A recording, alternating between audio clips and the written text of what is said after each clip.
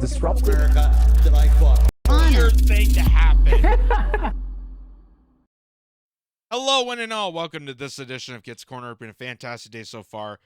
So we showed you that the House in the United States passed a triple-decker war expansion into Ukraine, Israel, and Taiwan in the form of $95 billion. Because America, weapons, bombs, and apple pie. That's what they're known for, apparently. And, of course, the House, in bipartisan fashion, were celebratory of it, waving Ukrainian flags, adoring themselves, and patting themselves on the back, knowing that pushing this war fund is going to advance their careers, advance their campaigns for re-election, and do nothing, jack squat, for the American public. And one of the big cheerleaders for this is obviously former Speaker Nancy Pelosi. And Nancy Pelosi is about to make this big cry-all speech in front of the House, wearing apparently a Ukrainian life raft on her wrist. Thanking the members within the Democrats, the GOP, Donald Trump, and everyone in between to make sure we take down our arch nemesis, the boogeyman that they cultivated, Mr. Vladimir Putin. And I almost want to play a little game here before we play this clip. I want to play a little game of guessing on a scale of 1 to blackout. How drunk is Nancy Pelosi in this speech? That should be a new segment we should be doing here on Kitz Corner. How drunk is Nancy Pelosi in this clip that we're about to show you here? Because she's about to slur. I join Mr. Turner and others in saluting the Speaker, as well as our leader, Mr. Jeffries, for making this important legislation possible. I associate myself with everything that's been said already about Ukraine, but I want to just focus on one particular area. 2 years ago, and almost 2 weeks ago, I led the first high-level delegation to Kyiv, and we saw firsthand the courage of the people, the danger of the Russians. But let me just tell you what is heartbreaking about it. Vladimir Putin has instructed his troops to use rape, kidnapping, and murder in front of family members as a weapon of war to demoralize the people of Ukraine. I hope that our colleagues will choose democracy and decency rather than autocracy and evil, because I fear that if you choose the Putin route, you will have blood on your hands. Blood of the children, blood of their mothers, raped in front of their parents, raped in front of their children. I urge an aye vote on this and all the other bills before us today. Thank you, Madam Speaker. The gentlewoman's time has expired. Vladimir Putin, he's the worst of them all. If you go that direction, you're going to have blood on your hands. Is that going to be swished around with the bloods of 1 million Iraqis that we slaughtered over the past 20 years? The Afghanistan war that cost trillions of dollars? Is that on top of all the other blood that's curdling on the palms of Americans that you and Chuck Schumer and Joe Biden and Kamala Harris and Mitch McConnell and Mike Johnson and so many other cretins in the House of Representatives are favorably and notoriously responsible for? I would say that's a 6 on the drunk scale. I may be wrong. You decide for yourself. But I like this response here from Jack Spitz. He says, "Remember when it was oh so important to stop the Taliban from taking over Afghanistan?" I remember that. The Taliban took over Afghanistan, and no one in Washington cares anymore. Ukraine will be the same way someday when the money laundering is over. Exactly. The only reason we give two shits about any other nation when it comes to conflict, when it comes to war, is that we profiteer from it. If we don't profiteer from it, what's the point? What is the point? And the only reason that Ukraine is even mentioned in this conversation is because we want to go to war with Russia. We want a Cold War Part 2 situation that we had to overthrow the democratically elected government in Ukraine and use a puppeteer government with Azov battalion Nazis to form a coalition to use them as cannon fodder to fight Russia over there so we don't have to fight them over here. That's what Adam Schiff even said in Congress. He admitted to that. The whole purpose of it was to fight Russia over there. And he used Ukrainian lives and massacred an entire generation of innocent Ukrainians in this. And it's exactly the exact same situation that we have done in other nations that's just going to cause the same outcome. We spent how many years in Afghanistan being told that we need to stop the Taliban, we need to stop Al-Qaeda, we need to stop ISIS. Well, guess who is also helping establish these terrorist groups? The United States. It's really hard to stop a terrorist group when you're also funding it. And why would we funding a terrorist groups and fight it at the same time? Because that is how they make money. They make money by manufacturing terrorist groups and scaring the people so that we have to go into war, we have to go into battle, use military-grade weaponry created by weapons manufacturers. They get profit from it. The defense contractors get profit from it. The American slush fund of the war machine gets profit from it. And politicians get funding from it if they continue to campaign for war. It is all a giant game. It's a game, and we are the sacrifice. We are. Because we don't get to choose which wars we go into. There is no choice. They are the ones that are cultivating these wars and then pointing the finger at us saying we have to do it. We have to do it. We have to do it. Because otherwise, Vladimir Putin's going to come over and it's going to be the boogeyman sleeping under your bed. Do you want your blood covered in Ukrainian blood? It's absolutely crazy. And they talk about how Russia is accused of sex slaves, of horrific crimes against humanity.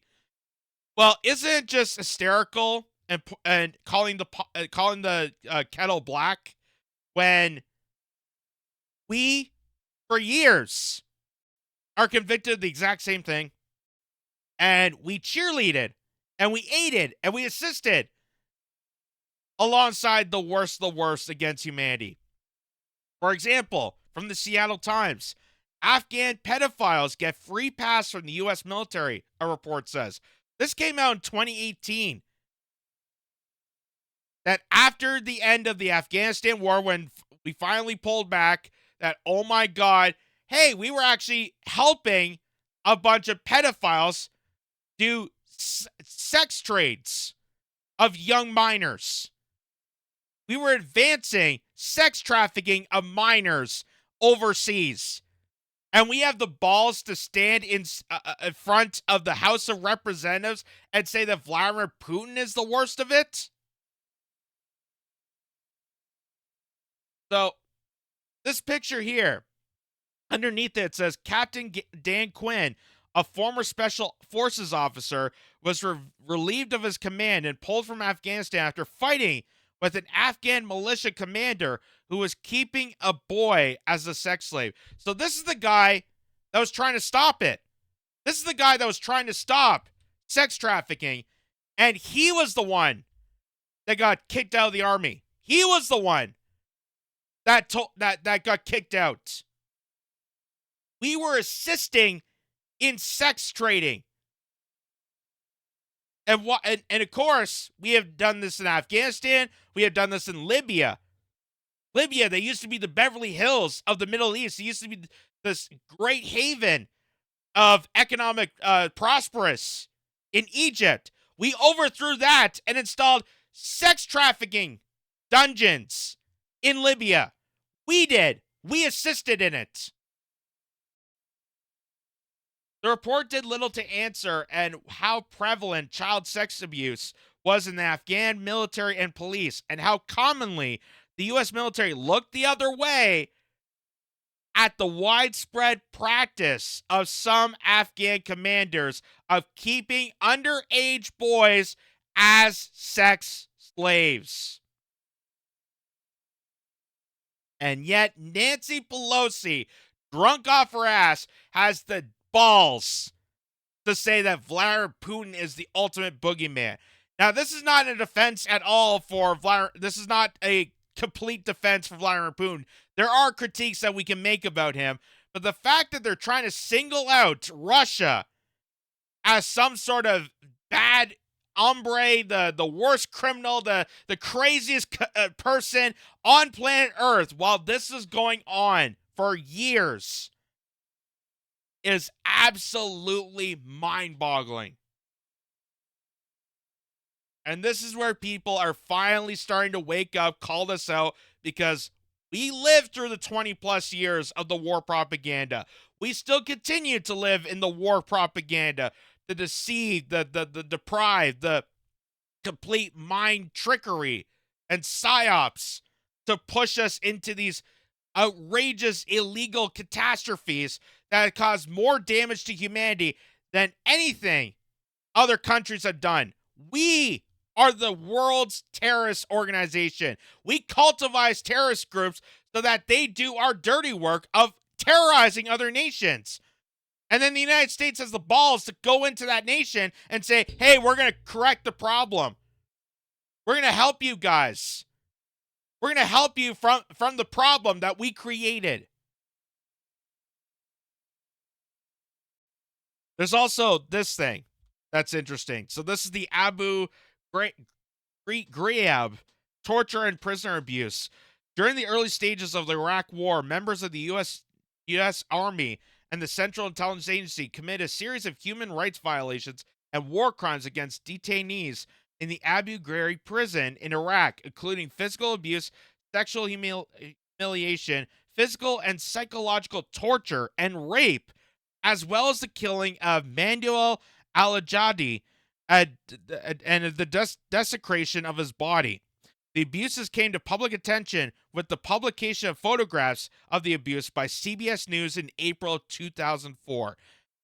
That was when the George Bush administration ordered a torture program on innocent civilians after they wiped out a huge population of Iraq and Afghanistan.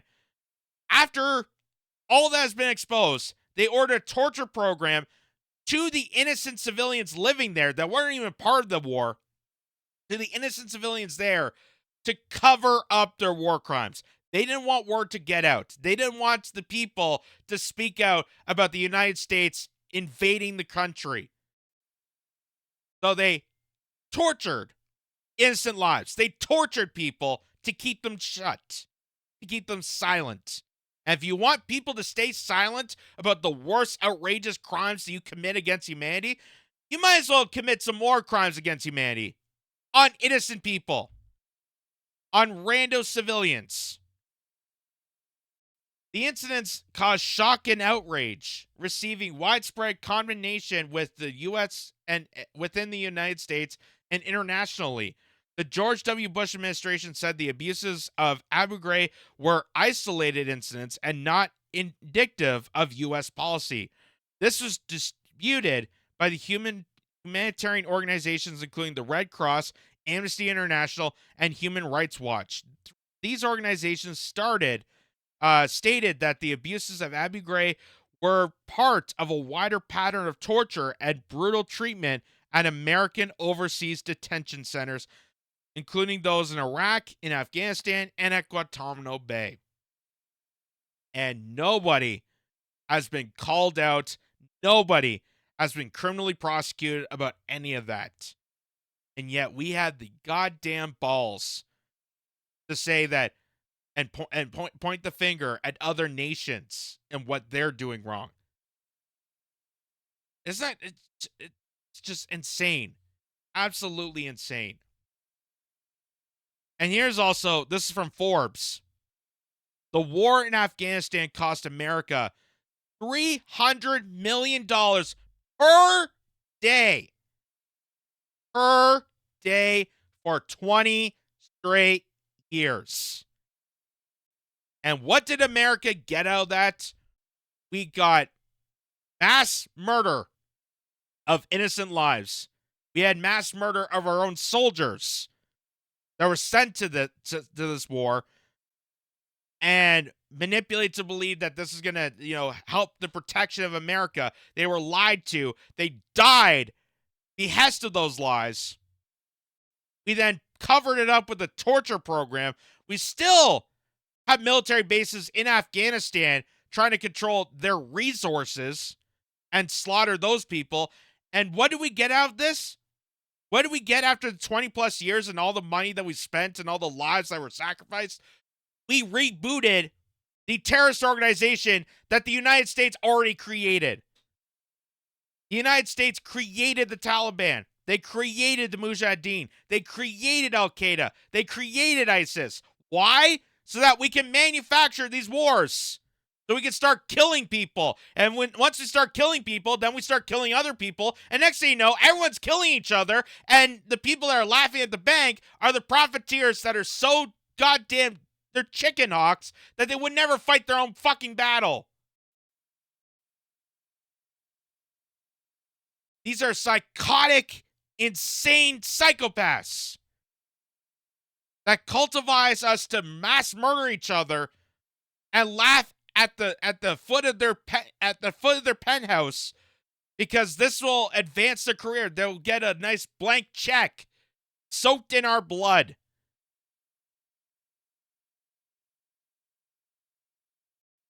$300 million per day for 20 years. Imagine if we took not even a quarter, just a tiny fraction. How much of a great investment that would be if instead of mass murder overseas, we put it towards fixing bridges. We put that towards healthcare. We put that towards your child's education. We put that towards building houses. We put that towards anything. Any sort of investment in America. But the only thing we seem to invest, the only thing we seem to care about, the most patriotic thing, is to slaughter people in other countries and make them so angry that they'll mass murder each other and mass murder around the world.